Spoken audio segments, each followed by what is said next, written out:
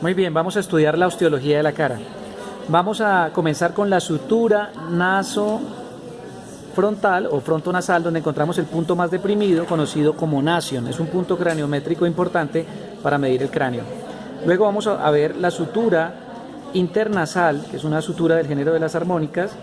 Estamos viendo en la cara anterior de los huesos nasales o propios de la nariz el agujero nasolobar por donde pasa el nervio del mismo nombre, que va a inervar sensitivamente el lóbulo de la nariz. Este nervio es rama del trigémino.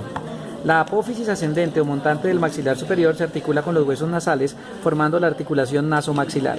Ella tiene una cresta lacrimal anterior que se articula con la cresta lacrimal posterior del unguis. Este hueso en la pared interna de la órbita es el unguis y los dos forman el conducto nasolacrimal por donde drenan las lágrimas a las fosas nasales. El borde anterior del hueso delimita muy bien una escotadura nasal que junto con la del otro maxilar forman un orificio nasal anterior que tiene forma de corazón de naipe invertido. En la parte inferior, la espina nasal anterior, otro punto craniométrico, luego la sutura intermaxilar. El borde inferior del hueso está formado por el proceso alveolar. Aquí los alveolos se reabsorbieron por pérdida temprana de las piezas dentarias, pero aquí vemos los alveolos muy conservados. Recordemos que la articulación alveolo-dental es una sinartrosis del género de las gónfosis, única en su especie. En el borde posterior del hueso vamos a encontrar la tuberosidad del maxilar, con algunos agujeros, de 2 a 3 agujeros alveolares posteriores, por donde pasa el paquete vasculonervioso del mismo nombre. Si seguimos, vamos a encontrar esta estructura conocida como la apófisis piramidal del maxilar superior. En este cráneo, miremosla mejor, vamos a ver que la apófisis piramidal tiene una base que es nasal. Si ustedes quieren observar la pirámide, me tocaría girar el cráneo para que la puedan ver mejor. La base es nasal y el vértice es lateral para articularse con el hueso malar o cigomático. La pared anterior de la apófisis piramidal tiene la fosa canina y el agujero infraorbitario. La pared superior tiene un canal, el canal infraorbitario, por donde pasa el paquete vasculonervioso del mismo nombre. La pared posterior delimita muy bien este espacio conocido como la fosa cigomática. Si sigo hablando del maxilar superior, vamos a encontrar, formando el paladar, una apófisis palatina del maxilar superior, que junto con la del otro lado forman el canal incisivo, que tal vez se ve mejor acá, el canal incisivo en la línea media o agujero palatino anterior, por donde pasa el paquete vasculonervioso nasopalatino. Por detrás de las apófisis palatinas del maxilar superior vamos a encontrar la lámina horizontal del palatino. El hueso palatino tiene estas láminas horizontales que se articulan y forman la espina nasal posterior. También delimitan muy bien el agujero palatino mayor y el agujero palatino menor o accesorio, donde pasan por el agujero palatino mayor el nervio del mismo nombre y la arteria palatina superior o descendente. Y por el agujero palatino menor el nervio del mismo nombre y ramas de la arteria pterigopalatina para el paladar blando. La lámina vertical del palatino se localiza delimitando lateralmente las fosas nasales. Miremos a ver si alcanzamos a observarla mejor, tal vez en este cráneo, fuente de luz. Aquí estamos viendo, perfecto, aquí estamos viendo la lámina vertical del palatino y estamos viendo que tiene unas crestas turbinales, una inferior y una superior para los cornetes inferior y medio respectivamente.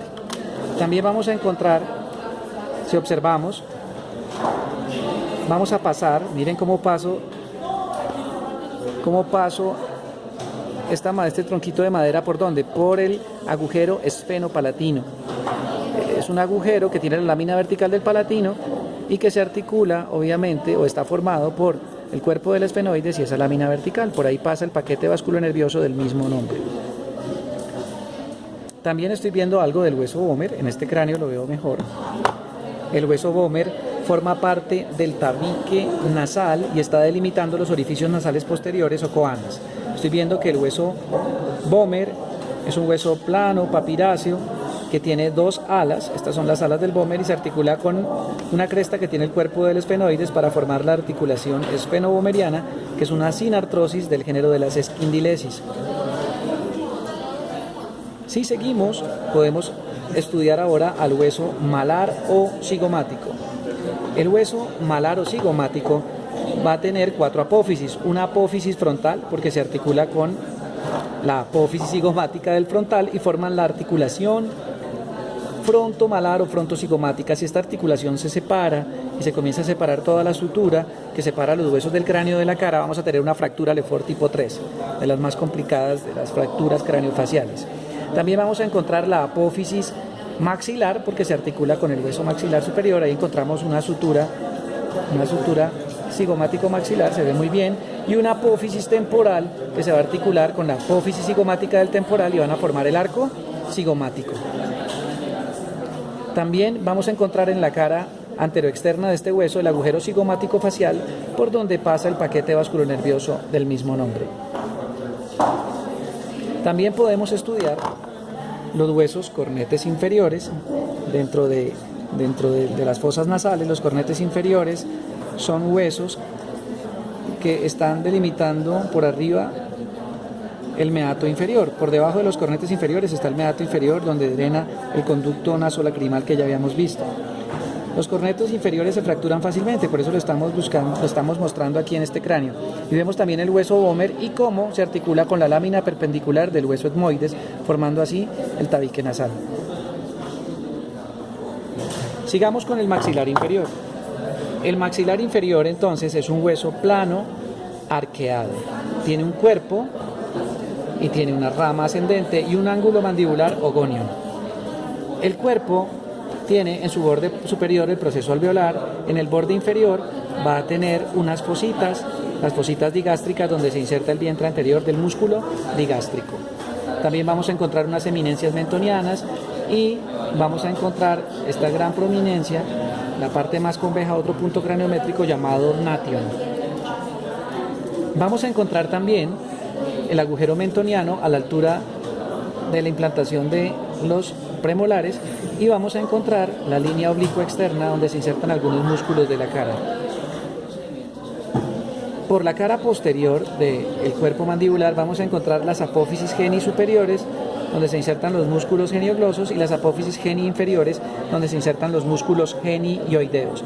También vamos a encontrar una línea oblicua interna homiloidea, donde se inserta el músculo del mismo nombre, y por debajo la fosa submaxilar o submandibular, donde se va a alojar la glándula del mismo nombre. Por arriba de la línea oblicua interna, en este sitio, al lado de las apófisis geni, la fosa sublingual, donde se aloja esta glándula salivar. Si estudiamos la cara externa de la rama ascendente, vamos a ver que tiene unas ligeras rugosidades para la inserción del músculo macetero.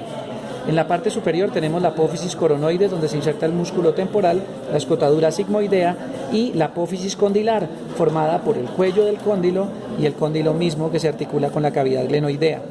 En la parte interna del cuello del cóndilo encontramos la fosita pterigoidea o fosita del cuello para la inserción del músculo pterigoideo lateral. Por la cara interna, en el gonion, unas rugosidades para la inserción del músculo pterigoideo medial. Vamos a encontrar el conducto alveolar inferior o dentario inferior, donde pasa el paquete vasculonervioso del mismo nombre, y la espina de Spix o língula mandibular, donde se inserta el ligamento esfenomandibular. Y vamos a observar también un canal, el canal miloioideo, donde pasa el paquete vasculonervioso del mismo nombre.